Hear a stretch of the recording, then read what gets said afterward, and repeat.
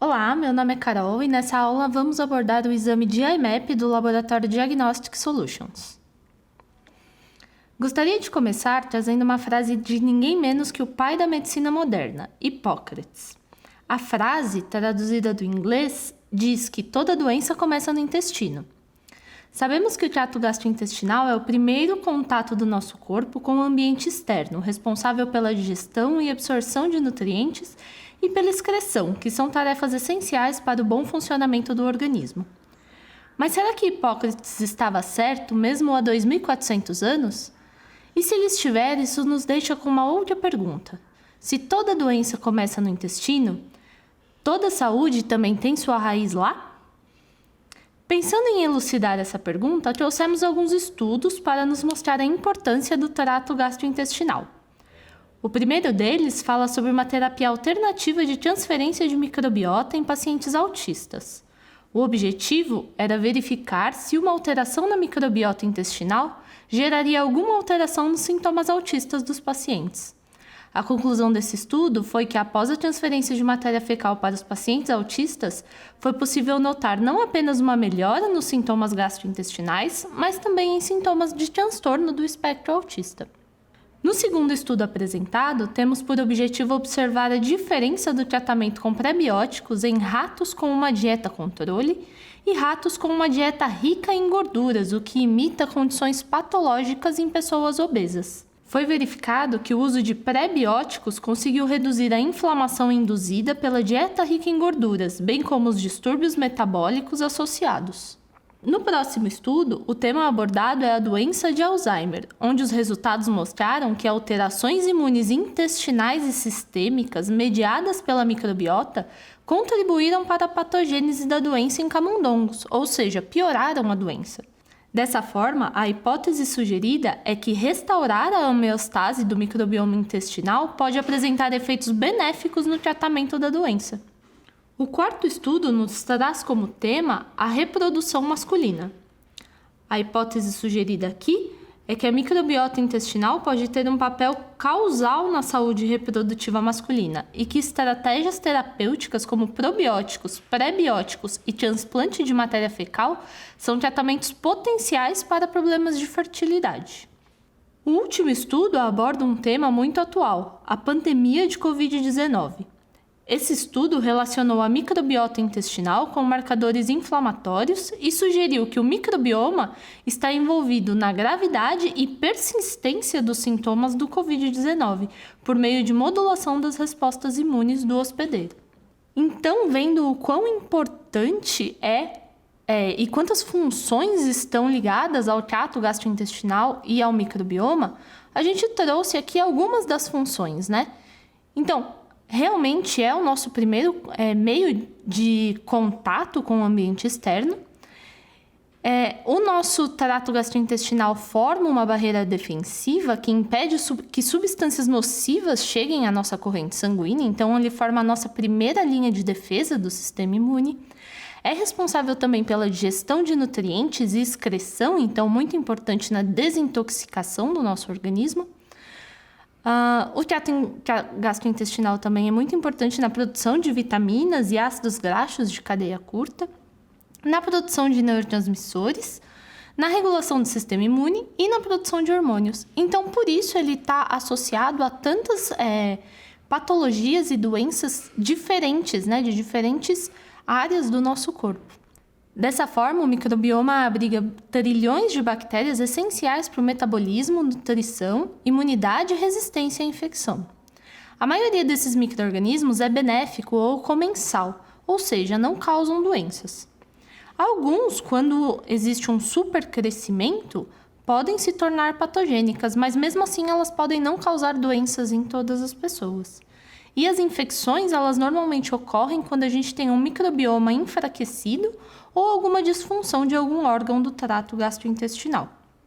Então, o exame de IMAP ele foi desenvolvido para mapear esses micro-organismos do trato gastrointestinal e identificar quais espécies podem estar perturbando o equilíbrio normal e contribuindo para doenças.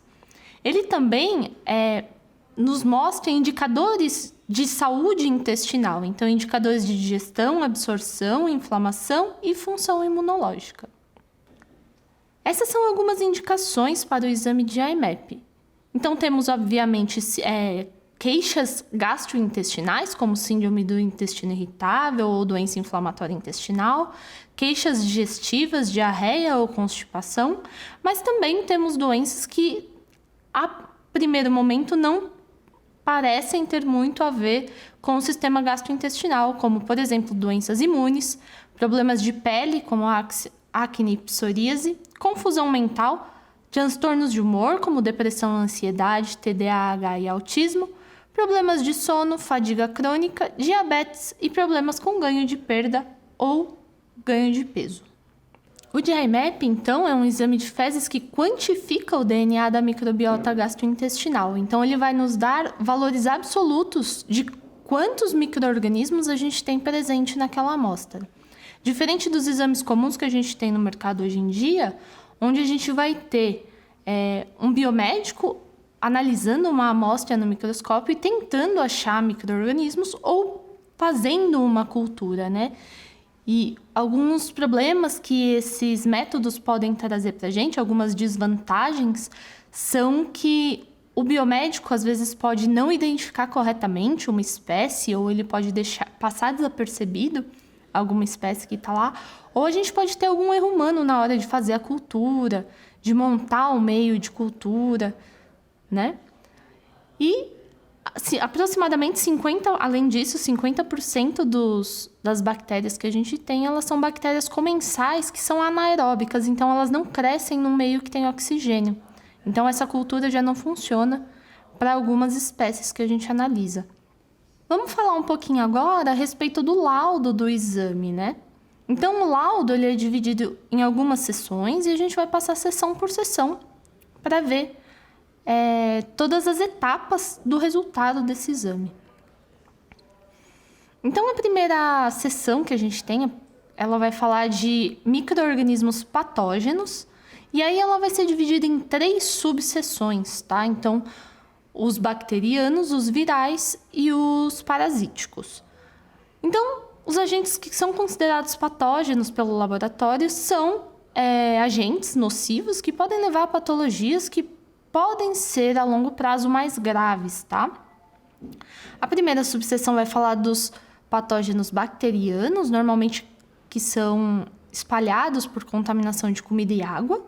Os resultados, eles são apresentados dessa forma. Então, quando a gente tem esse símbolo menor que DL, né, ele vem do inglês, Below Detection Level, que quer dizer menor que o nível de detecção. Então, isso indica que não foram encontrados esses micro-organismos na nossa amostra, tá?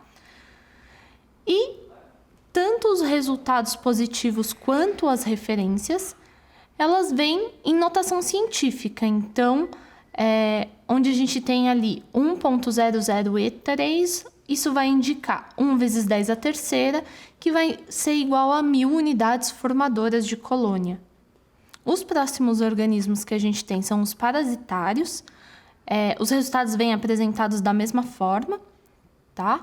E eles são responsáveis por remover nutrientes vitais, né, do nosso organismo e danificar o revestimento intestinal.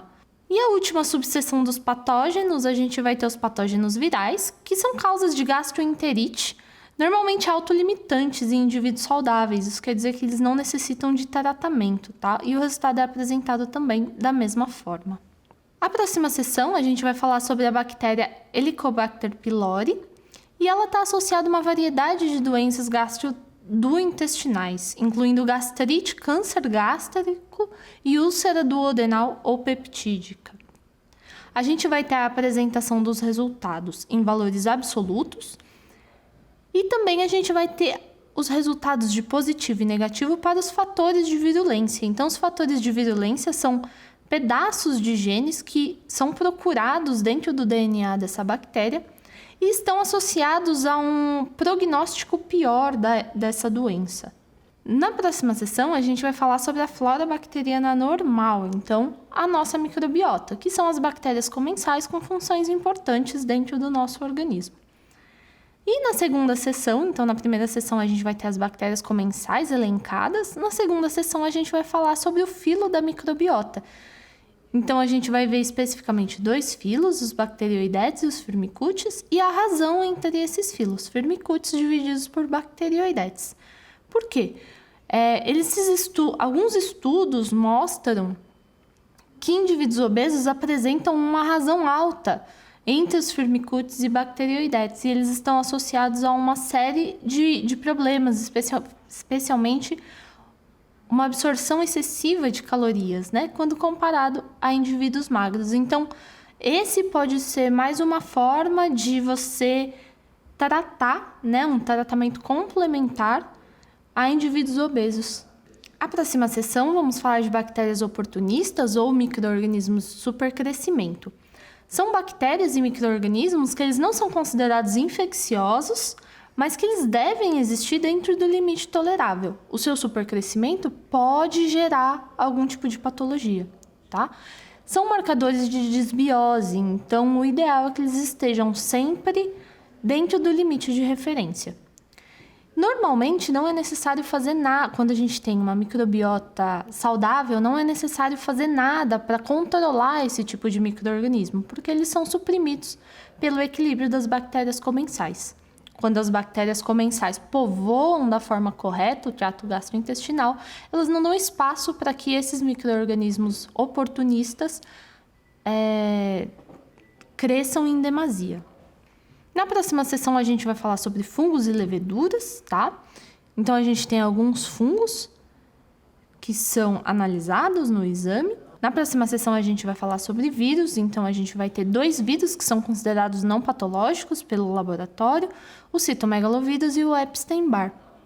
São vírus comuns no mundo, associados a algumas condições de gastroenterite. Na próxima sessão falamos de parasitas, também considerados não patogênicos, tá? E os parasitas eles estão divididos em 2 subseções. Então, primeiro, os protozoários, onde os resultados são apresentados da mesma forma, porque os protozoários são organismos unicelulares, então a gente vai ter uma proporção aproximada de 1 DNA para uma unidade formadora de colônia. E na segunda sessão a gente tem os vermes. O resultado dos vermes ele é apresentado de uma forma um pouco diferente, porque os vermes são organismos pluricelulares, então a gente não pode usar essa proporção de um DNA para um micro-organismo, tá? Então o resultado dele vem um pouquinho diferente. Ele vem como não detectado, ou seja, não foi encontrado o DNA desse micro-organismo na amostra. Detectado, onde o DNA presente é consistente com ovos, ou detectado alto, detected high. O verme é multicelular adulto ou há uma grande quantidade de ovos na amostra. Na penúltima sessão, a gente vai falar dos marcadores de saúde intestinal. Então, a gente vai avaliar a saúde intestinal como um todo, a digestão, a função imune, inflamação, sensibilidade à gliadina e atividade metabólica do microbioma gastrointestinal. Então, nessa primeira subseção, a gente vai avaliar a digestão, a função de 2 órgãos, da vesícula biliar e do pâncreas, através do esteatócrito e da elastase 1 pancreática. Na próxima subseção, a gente vai avaliar a beta-glucuronidase, que mede a atividade dessa enzima, né? Então, essa enzima, a beta-glucuronidase, ela é produzida por alguns micro-organismos e ela desfaz o que o ácido glucurônico faz na fase 2 da desintoxicação do fígado. Então, basicamente, o que a gente analisa também é a ação do fígado, né, no micro-organismo. E a gente vai avaliar também a presença de sangue oculto. Na próxima subseção, a gente vai avaliar a resposta imune. Então, a imunoglobulina A secretora, que é um anticorpo secretado nas mucosas, que seria a nossa primeira linha de defesa contra micro-organismos patogênicos. A gente avalia também anticorpos antigliadina fecal, então a gente consegue avaliar a sensibilidade do paciente ao glúten. E a último item de resposta imune que a gente avalia é a proteína de ativação de eosinófilos. Então, o acúmulo dessa proteína está associado com uma inflamação e dano tecidual. Então, a gente consegue avaliar qual que é o nível de inflamação desse paciente através dessa proteína. Na próxima sessão, a gente vai avaliar também a calprotectina, que é também um marcador de inflamação. E, através dele, a gente consegue fazer diagnóstico e monitoramento de doença inflamatória intestinal. Ele é um marcador ouro para a gente diferenciar também doença inflamatória intestinal de síndrome do intestino irritável. E a última subseção, a gente vai falar sobre a zonulina, que é uma proteína associada à permeabilidade intestinal. Ela vai regular as junções intercelulares. Então, quando ela está muito alta, a gente tem um maior espaço entre as células. E muitas vezes a permeabilidade gerada pela zonulina pode preceder alguma doença. Então, a gente pode tratar a doença antes que sintomas mais graves apareçam no paciente. E na última sessão, a gente vai ter genes de resistência ao antibiótico para o H. pylori.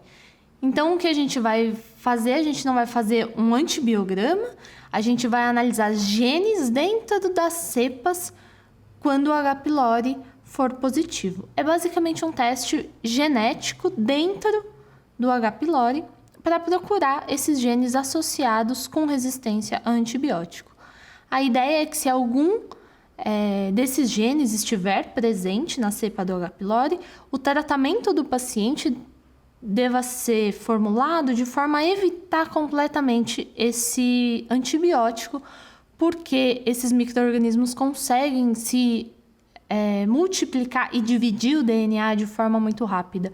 Então, para esse paciente ter uma resistência ao antibiótico dentro do H. pylori e essa resistência passar para outros micro-organismos é muito fácil. E assim encerramos nossa aula. Aqui estão os contatos para caso vocês tenham alguma dúvida ou quiserem saber mais sobre condições comerciais. Ficamos à disposição. Muito obrigada e até a próxima!